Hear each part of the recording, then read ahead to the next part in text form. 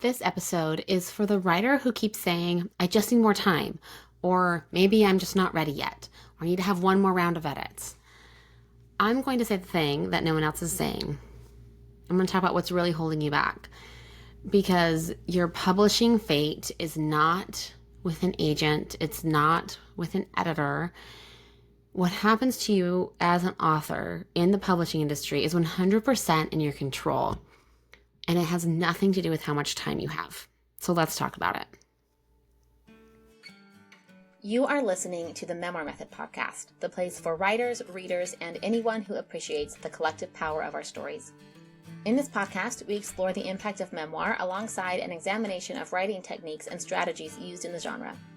Whether you are a writer looking for inspiration and guidance or a passionate reader seeking meaningful connections through shared experiences, the Memoir Method podcast is your go-to conversation spot. I'm your host, Charlotte, editor, writer, and the heart behind Charlotte Writes. Let's get started.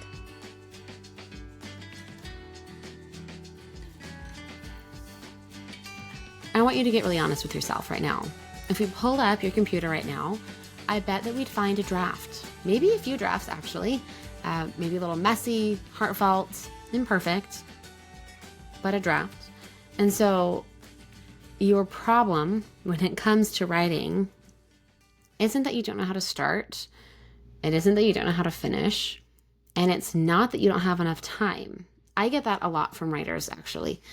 They'll come to me saying, oh, well, I'll do this when I have more time. Or I just haven't had the time that I've wanted, that I need. And there's a difference between not having time because you're putting it off and not being in a season where you need to write. So that's a different conversation.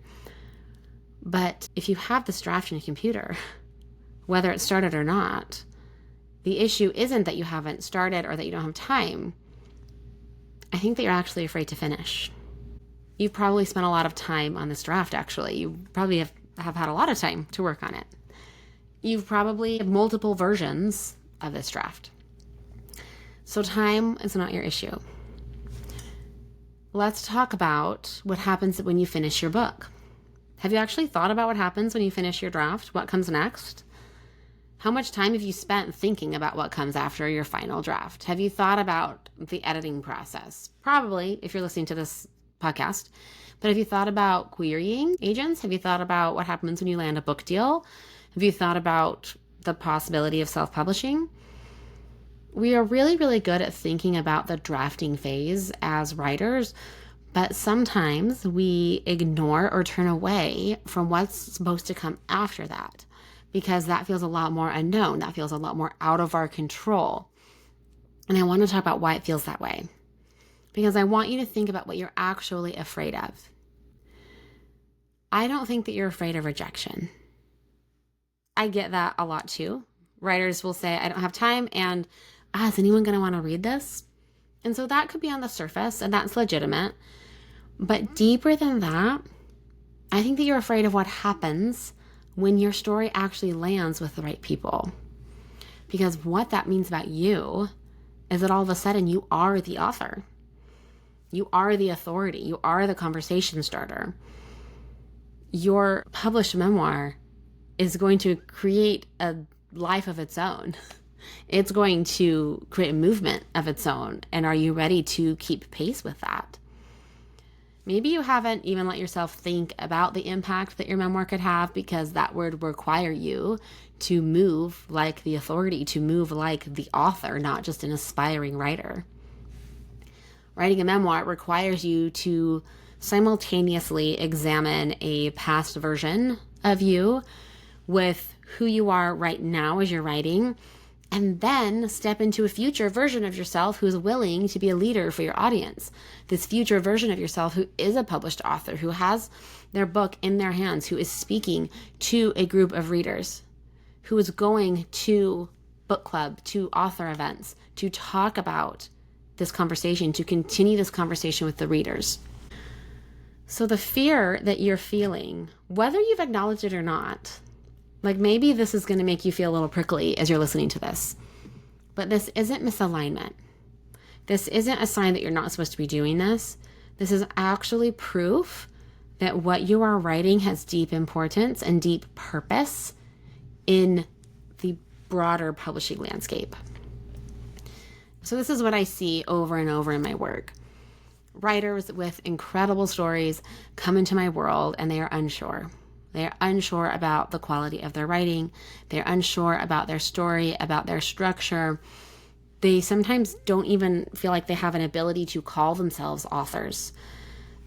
I've worked with a lot of writers who, when we start working together, I'll send them, kind of this survey, this intake form, and I would ask them, if I had a magic wand, what could I do for you that you would want the most help with? And overwhelmingly, the top answer was validate my identity as a writer. So you're unsure. And I've been wondering, why is it that so many writers in this stage need validation from me or from someone else to call themselves a writer? Because as much as I talk about the empowerment of moving like an author right now, about how important it is, most writers don't come into work with me thinking that way. It's a muscle that we get to work together. And I'll say it does not take them long after work with me as their editor, with my processes, to see in themselves what I see. I see an author, a story sharer, who's here to start a conversation and to make an impact. It's my favorite part about being an editor, is finding that conversation that your story is here to propel. So I teach you to stop waiting for permission. Like, I'm happy to do what I can to build you up and be a cheerleader, like you're a writer. But if you don't actually believe that, nothing I say is going to land for you. Nothing I say is going to convince you that you are an author right now, that your story has importance right now, that you can start the conversation right now. You get to stop waiting for permission. You get to invite yourself into the room instead. You get to move like the author right now, even if you're still drafting.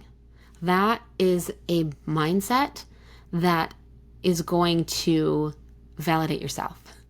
This is the mindset that is going to make clear for you what your next steps are so that you don't spin in circles in editing and drafting.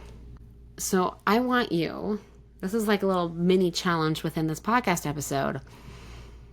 If you called yourself an author today, I want you to think about what that actually feels like. Spend a few minutes sitting with that. If you called yourself an author, if you felt like an author today, how would your next writing session change? Like, spend a few minutes journaling through this. How would your next writing session change if you came at it feeling like an author, expecting that there's someone else on the other side of that page who needs what you are writing?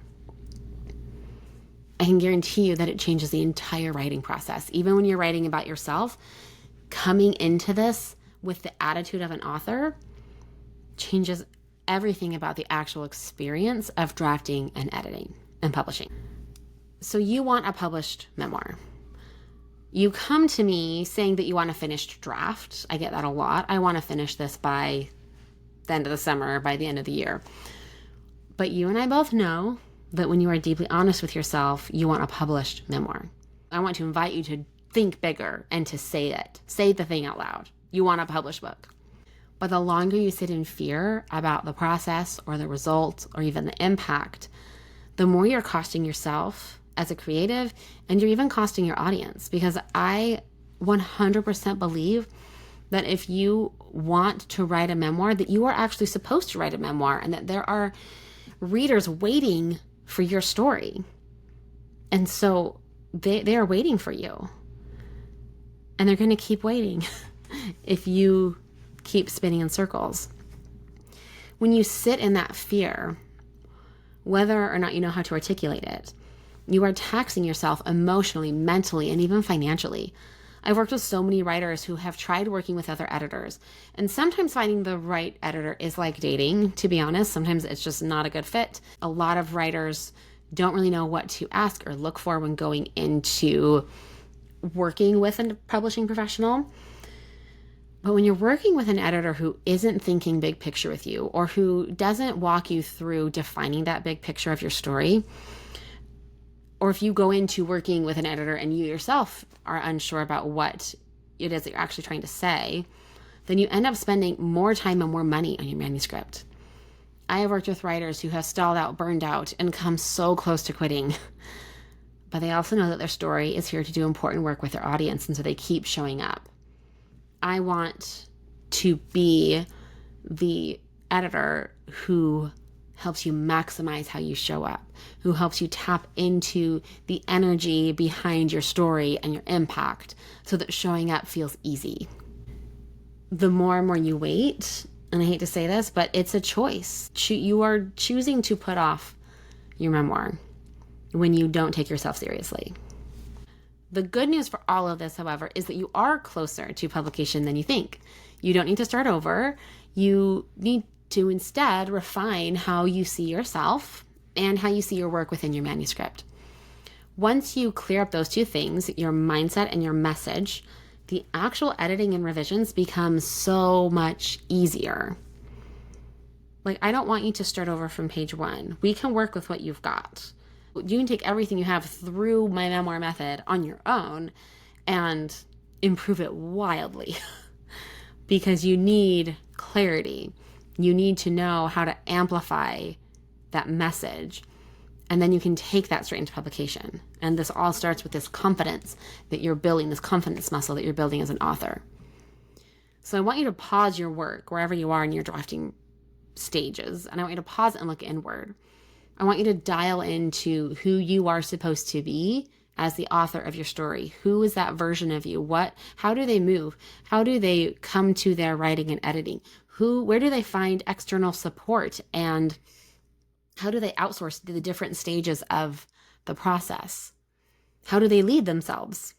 Because I can assure you that the author version of yourself is going to lead themselves very differently from how you're leading yourself right now. Let's dial into who you are supposed to be as the author of your story. Let's articulate the actual message of your memoir. And then let's get to work in your draft. You will be shocked at how quickly this process moves, at how effective your writing sessions are once you've ditched the fear and embodied the message and the identity as an author. Earlier today, I had a call with one of my writers, and to see the improvements that she has made in her draft in our time working together, it's been a couple months, it's wild to me. It is amazing for me to see the progress that she's made with her writing, and it's because we started by helping her tap into her authority as an author, helping her tap into the conversation that she's here to have, and the way that she's been able to use her story to amplify that message is so exciting. It's so exciting. The way that she shows up to our calls now toward the end of our time together is so much different from how she showed up at the beginning.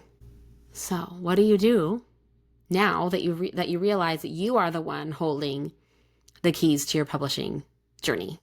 You are the one in control. You don't have to wait. You can just move. I have two options for you. One is my free private podcast series published. That's on a separate feed from this podcast feed. This is free. It's designed to shift you from that stuck feeling in your draft to that clarity that you need to move forward to publication. So it's a 4-part series. You can binge the whole thing in under an hour. And this is going to really get the wheels turning on this shift from aspiring writer to published author. Your second option is my signature memoir method program. This is the work that I do with my writers. I take every single writer that I work with through this process.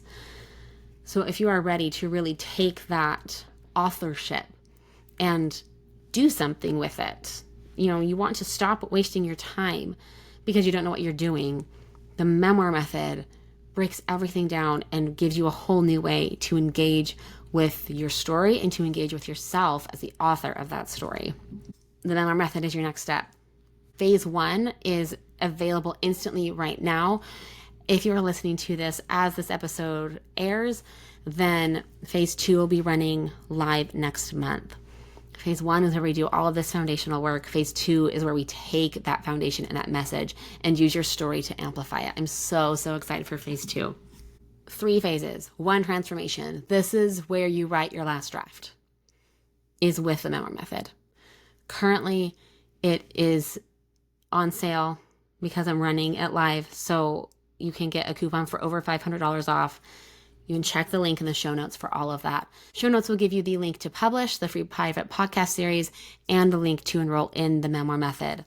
Dive into phase 1 now, and you will be all ready and primed for phase 2 when we go live next month in August. I love this work. I love helping you see yourself differently. I love helping you see your story differently. And I do this because I know the impact that you're here to have. And I want you to see yourself that way now. When you can see your impact now, that's going to take you through to publication, 100%. I cannot wait to see you inside the Memoir Method. Please email me, find me online with any questions. Let me know how this episode landed, and I will see you next week.